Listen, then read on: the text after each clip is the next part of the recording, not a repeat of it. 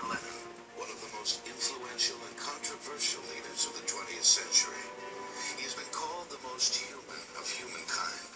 Called him Grandpa Lenin, a nice man, who is caring for everybody. That was the propaganda that was all the time, put in our heads. He has been called treacherous, deluded, out of touch, and insane. Most of his fellow Bolsheviks believed that he was mad. His rise to power in the Russian Revolution combined lofty idealism and deadly ruthlessness. He loved so much listening to Beethoven that he knew that he had to deprive himself of it because it made him feel soft. With the dismantling of communism in Russia, a true picture of Lenin is gradually emerging. Newly opened secret government files are revealing a fanatical philosopher who might have been a minor footnote in history, but for an amazing series of circumstances, decisions, and events that catapulted him into the headlines of the century.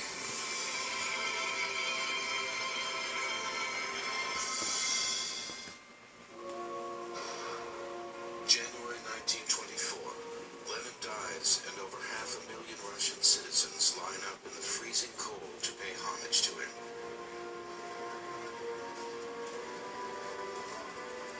From that day, the memory of Lenin is engineered to serve the state.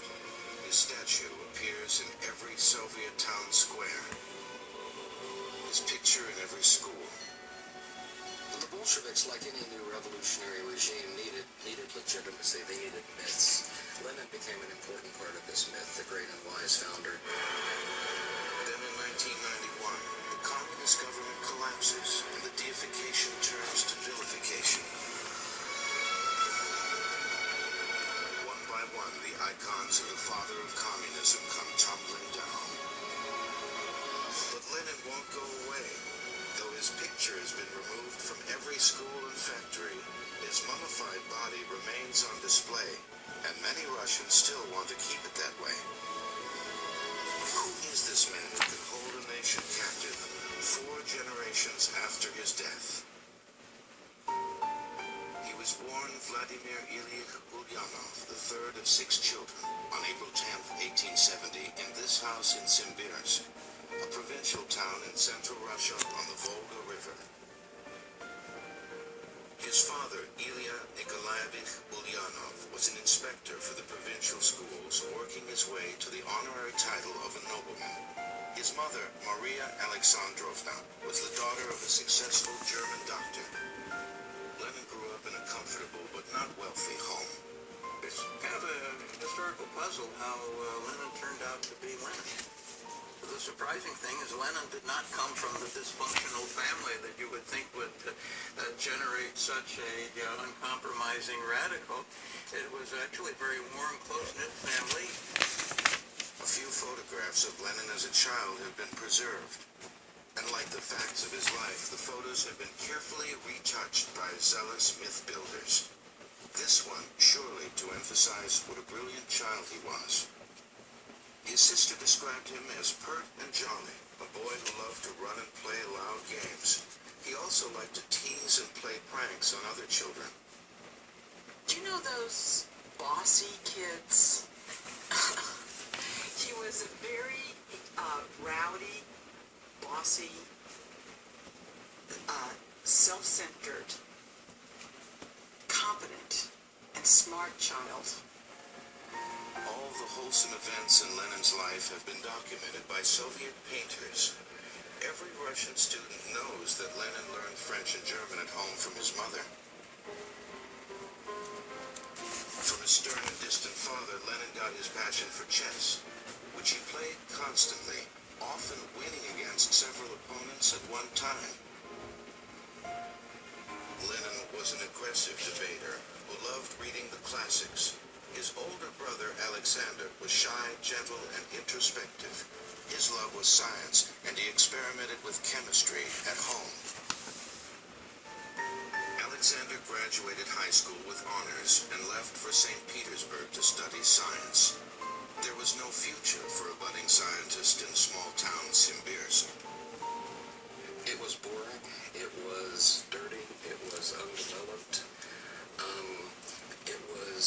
case of sharp polarization between haves and have-nots, and not only in terms of money, but in terms of education. And Lenin is born into a family that's part of the intelligentsia. And for a member of the intelligentsia in a small town like this, the major goal was to get out. Simbirsk was one of thousands of provincial towns that dotted the Russian countryside in the late 1800s, and all around it were reminders of the ills that plagued Russia. The peasants in the nearby fields made up 80% of Russia's population. They had recently been freed from serfdom, but their lives had barely changed. They continued to scratch a meager existence from the unforgiving soil, still indebted to the wealthy landowners.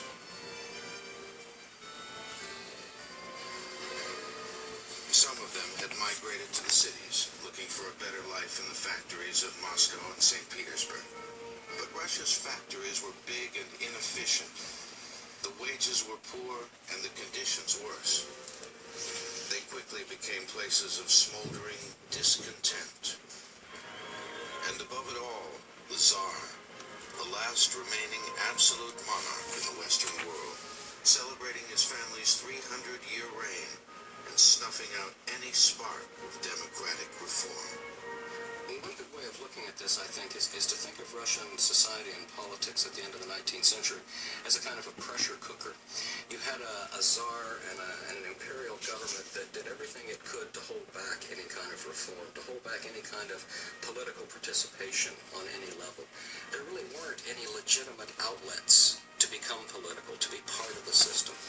This, to a significant extent, is what forces a lot of members of the intelligentsia into radical politics. St. Petersburg was the center for the revolutionary underground, and it was here that an event took place that would change Lenin's life. His older brother, the shy chemist Alexander, joined a student terrorist group at the university. His senior year, Alexander was arrested after he was discovered with a bomb he had built, hidden inside of a medical encyclopedia, a bomb intended for the Tsar. In court, Alexander refused to ask for mercy. Instead, he boldly proclaimed, "After studying social and economic sciences, I realized that a change in the social system is not only possible, but unavoidable." Alexander was hanged along with 4 of his co-conspirators. He was 21. Soviet biographers say that Lenin put his hand on his mother's shoulder and said, ours will be another path, meaning that the death of Alexander immediately made Lenin realize that he would become a revolutionary that was a Marxist and not a terrorist. I mean, that's total nonsense. He might have said those words, but that would have been just to reassure his mother that he's not going to take a path in which he's going to end up killing himself at the age of 20. I don't think he was that interested at that time in revolution. The death of Alexander was the second shock to the Ulyanovs in less than a year. The previous summer, Lenin's father had suffered a stroke and died at the age of 53. Lenin's secure world was coming apart. At 17, he was now the head of a devastated household. And as the brother of a convicted assassin, Lenin would now be closely watched by the Tsar's police. In 1887, Vladimir Lenin graduated high school. He was first in his class, receiving a gold medal and high praise from his teachers. He thought he was headed for a career as a lawyer and enrolled in the Kazan University Law School, but he didn't stay there long. 2 months into his first semester, Lenin joined a demonstration to protest some university regulations.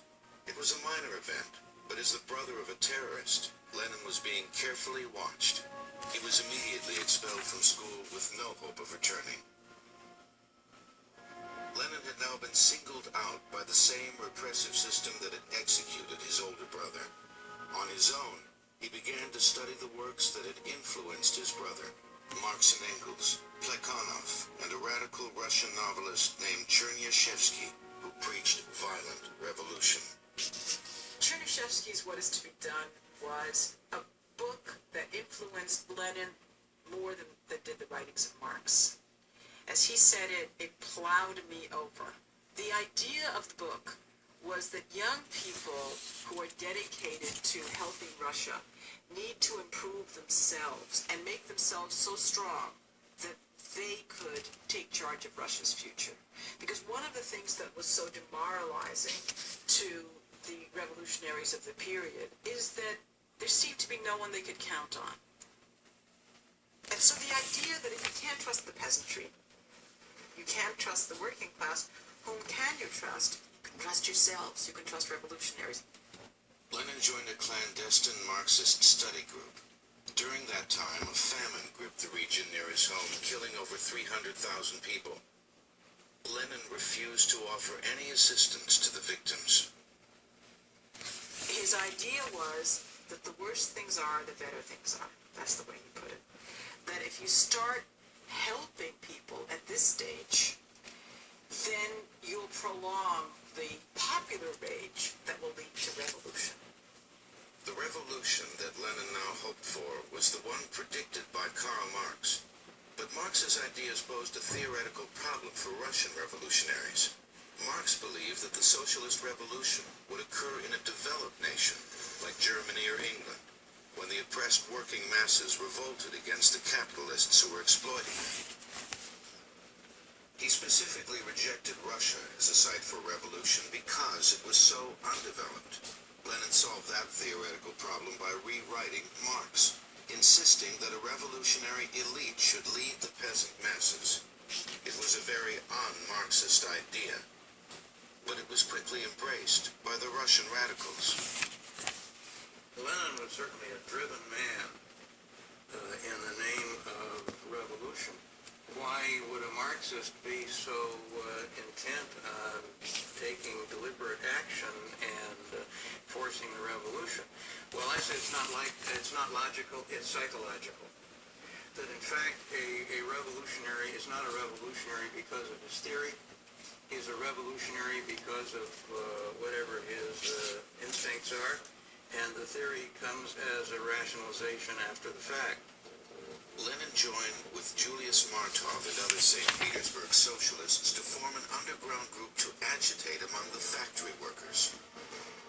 They distributed leaflets in the factories and then met at night with workers to listen to their grievances. At one of these meetings, Lenin met his future bride, a dedicated radical school teacher named Nadyezhda Krupskaya. She photographs her, she looks plain-looking in her way. Not repulsive by any means, but sort of serious-looking, dull-looking person in a way. And we don't get much in the way of tenderness in anything he writes about her. They seem to have got on perfectly well, and she was devoted to him and helped him in every way. Between romance and propaganda, Lenin's socialists got careless and admitted a police informant into their circle. Soon the group was arrested, and 26-year-old Lenin was sent to prison. For a hereditary nobleman like Lenin, imprisonment under the Tsar wasn't bad. He had regular visitors and could receive food, books, and clothing. In fact, in prison, Lenin continued writing his revolutionary pamphlets. Krupskaya became a frequent visitor, smuggling messages from the outside to him, hidden in book bindings or written in invisible ink. At the end of his 14-month prison sentence, Lenin was sentenced to an additional 3 years' exile in Siberia. Again, it was not a severe punishment. Lenin would be free to hunt, fish, and continue writing his revolutionary tracts, all the while supported by a government pension. Krupskaya was arrested a year later and allowed to join him, provided they married. She took her mother along with her, and the three settled in together in a rented house. Here, Lenin honed his theory of revolution. Lenin became convinced that the revolution in Russia had to be sparked by leadership, organization, propaganda, and so forth, all done very consciously from the top down. Lenin's revolutionary writings were sent out under a variety of pseudonyms. First he signed VU for Vladimir Ulyanov. A year later he signed K. Toulon, a name derived from the town of Tula. In 1898 he was V.I. Ilyin. The next year he was Petrov. Not until 1901 did he sign his name Lenin. Some say derived from the river Lena in Siberia. Others suggest that it's from his middle name, Ilyich. By the end of his 3 years in exile, 30-year-old Lenin was anxious to organize his revolutionary elite. He left Russia, where he would be closely watched, and moved to Munich, home of the German socialists. There, he published his first underground paper called Iskra, the Spark. It was smuggled back into Russia by Lenin's supporters, most notably by a young Georgian named Joseph Jugasvili, later known as Stalin. Every one of Lenin's articles were bombastic attacks on anyone who disagreed with him, especially fellow socialists.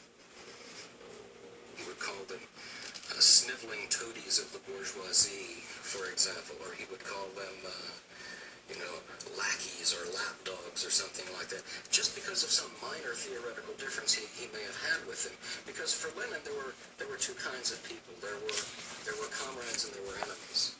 In 1903, when the Russian socialists held a congress in Brussels, Lenin launched an insulting attack and got one faction of socialists to walk out of the meeting. Then he gained control of the Congress and grabbed the name Bolshevik, meaning the majority for his party. All the rest he called Menshevik, the minority. It was the only time his radical followers were ever in the majority, but the name stuck. He could be absolutely vicious and relentless with you, for example. Well, here we have the opinion of Comrade A. There are only two possibilities here. Either Comrade A is a moron or he's an enemy, and we know he's not a moron. Therefore, he's an enemy, and he would just absolutely grind you into the dirt. The infighting got so vicious and Lenin's health degenerated so that in 1904 he dropped revolutionary life completely and wandered in the Swiss Alps with Krupskaya. In Russia, conditions were getting ripe for a revolution, and in January 1905, a peaceful march pushed things over the edge. Father Georgy Gabon led a group of laborers through the streets of St. Petersburg in a demonstration for better working conditions and an 8-hour day. The marchers were singing God Save the Tsar when, without warning, the Tsar's police opened fire.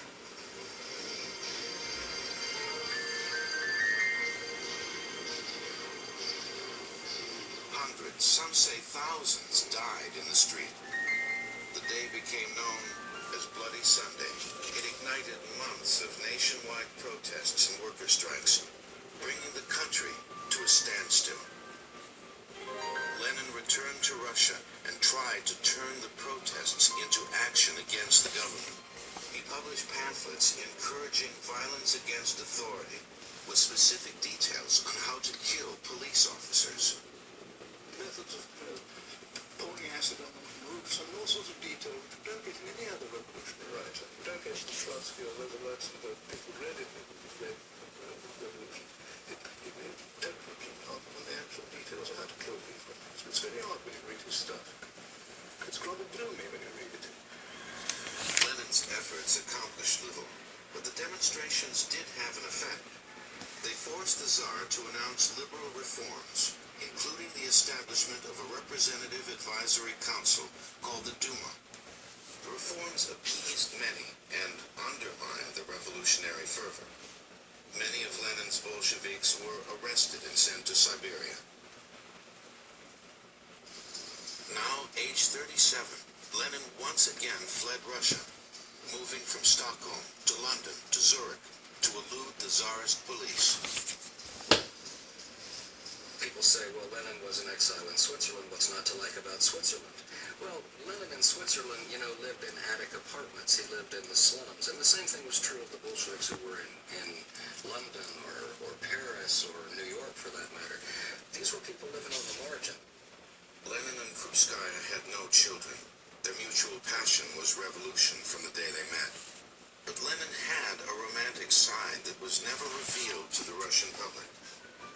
In Paris, at the age of 40, he fell in love with a beautiful and lively radical named Inessa Armand.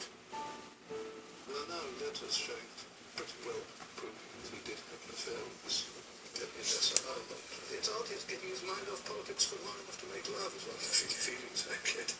There's a story when he was in Switzerland, one of his colleagues, comrades, tells us, and they went up to the top of a beautiful mountain, a wonderful view, and they saw Lenin looking up. He said, I wonder what he's thinking about the beautiful view, and then he turned around and said, what filth the Mensheviks are talking. He's still thinking about politics.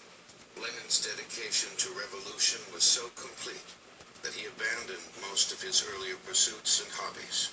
He loved so much listening to Beethoven that he knew that he had to deprive himself of it because it made him feel soft.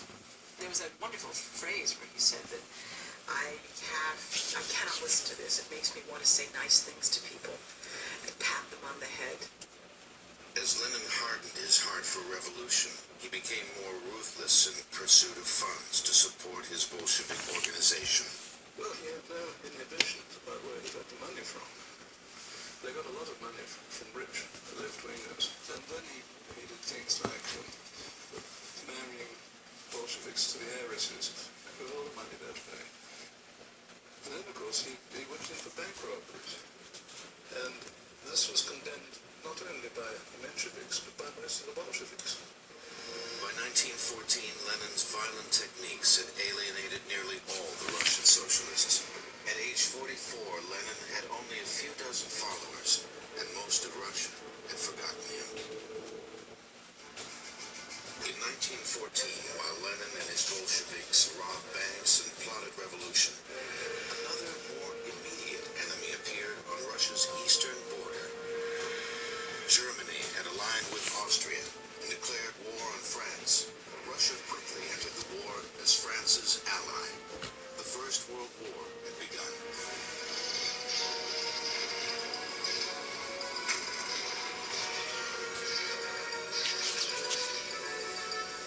Lenin saw the war as a great revolutionary opportunity and wrote essays encouraging soldiers of all nations to rebel.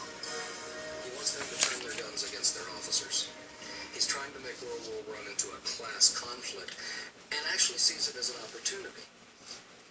Here, for the first time, millions of poor people have guns. But at the start of the war, no one in Russia was listening to Lenin. Instead, the country jumped wholeheartedly into the war, particularly the Tsar. In a grand gesture of nationalism, he changed the name of the capital from St. Petersburg to Petrograd, a more Russian-sounding name, and led the nation onto the battlefield. For the poorly equipped Russian army, war was a disaster. They lost nearly every battle. Millions of soldiers died of typhus, and millions more deserted. In the cities, more suffering. Inflation wiped out people's savings, and food shortages forced near-starving women to wait in long bread lines. The wrath of Russia spilled into the streets of Petrograd on February 23, 1917. Mobs roamed the streets, armed with guns taken from government arsenals. Soldiers refused to fire on them. Some even fired on their own officers and then joined the mob. Crowds broke into prisons and released the prisoners. The capital was in chaos. Within a week, the Tsar abdicated his rule, and all of Russia celebrated. Lenin read about the revolution in a Swiss newspaper. The event he had worked toward, prepared for, and dreamed of was taking place in his country's capital, and Lenin wasn't there to lead it. He was delighted to hear that the Tsar's government had fallen. He was undoubtedly panicked, though, that it was happening without him, because Lenin always distrusts spontaneous things. He doesn't want this revolution, therefore, to continue sort of in a spontaneous way. He wants it directed, and, of course, he believes he's the guy to do it. As the victorious workers and soldiers celebrated, two groups began to form that would fight for power: the Provisional Government and the Workers' Soviets. The Provisional Government was Lenin's nemesis. This moderate group, composed of leaders of the Duma, was led by the passionate orator Alexander Kerensky. He looked like a giant of the revolution. Lenin used to call him Windbag Kerensky, and it's true that his main strength was oratory. Lenin would avoid trying to have oratorical duels with Kerensky, because as a speaker, Kerensky really always prevailed. Lenin supported the other contender for power, the Soviets, which were representatives of workers, soldiers, and peasants elected by the trade unions. From Switzerland, Lenin sent a blistering wire to the Petrograd Bolsheviks that read, "Our tactics, complete mistrust, no support for the new government. We especially suspect Kerensky." German officials could see that getting Lenin back to Russia to stir up conflict could help them defeat Russia in the war. They paid for a train to take Lenin and his followers through Germany and into Russia. The train arrived in Petrograd a month after the initial revolt. Lenin's arrival back in Russia at the famous Finland station in April 1917 would have made a wonderful movie, maybe even a comedy. You see, his Bolsheviks back in the capital, led at this time by Stalin and Molotov, had been swept up in this whole idea of a successful revolution. The Tsar had been overthrown. Everybody is celebrating. Lenin gets off the train in a foul and nasty mood. It immediately begins attacking and criticizing the guys who came to meet him, and then climbs up on a platform and begins shrieking at everybody that the revolution has only begun.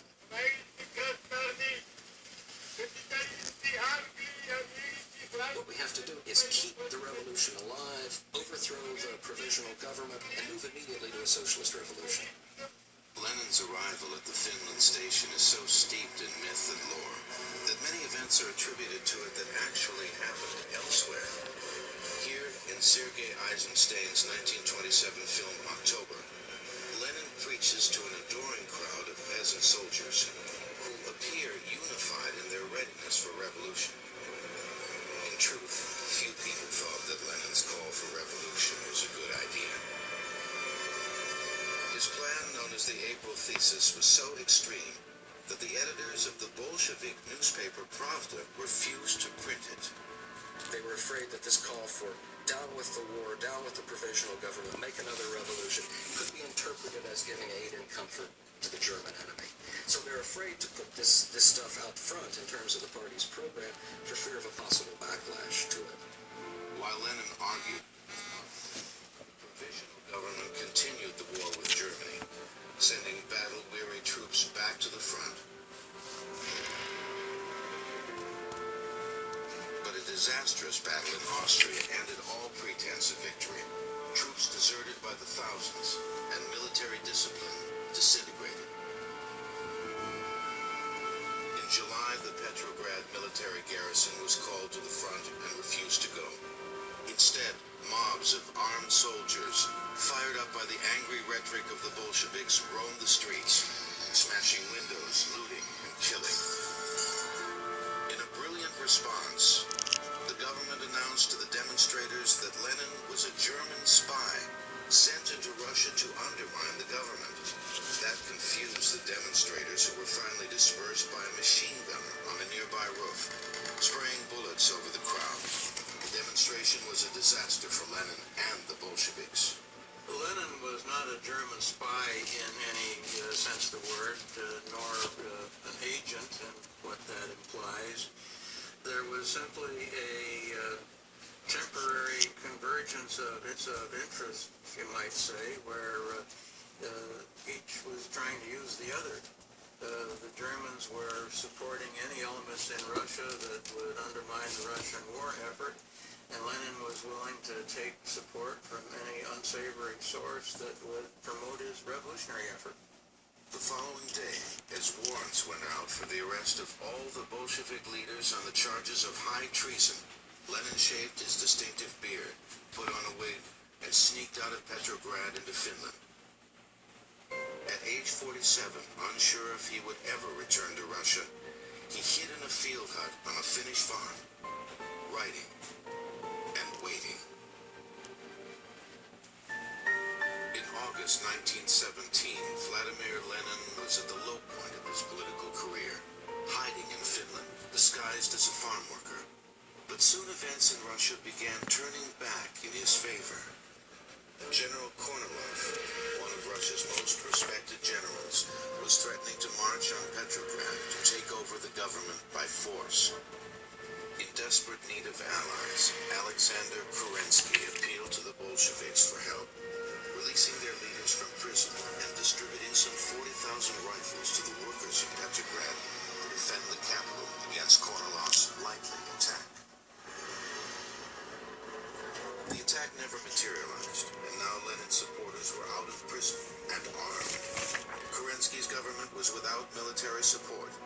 Still in hiding, Lenin called for the armed overthrow of the government in the name of the Petrograd Soviet. The Bolsheviks were at the point of coming to power without violence as the strength of the Soviet in Petrograd increased and as the provisional government crumbled. Lenin didn't want to let that happen. He said this is school book exercises in constitutionalism. History will not forgive us if we don't move now and seize power by force. He wanted to have it by force and compel everyone who wouldn't accept his seizure by force to be against him. On the evening of October 24th, Lenin wrapped his head with bandages as if he'd had a tooth pulled and sneaked across Petrograd to the Bolshevik headquarters. That night, he took command of the Bolshevik Red Guard units. He sent them out all over Petrograd, where they quietly took control of critical positions in the city, simply by replacing the guards on duty. No shots were fired. Now all that remained was to capture the leaders of the provisional government who were being guarded in the Winter Palace. The way it's portrayed in the movies is, there's a gunshot and a bugle call, and these guys all go scurrying across the snow and at great personal risk storm their way into the palace and overthrow the old regime. Actually, it was nothing like that at all. The storming of the Winter Palace, storming in quotation marks, was a prolonged period that took place over many, many hours, various Red Guards breaking out windows and trying to crawl in. It was a very slow, drawn-out process, really. And it was a process that was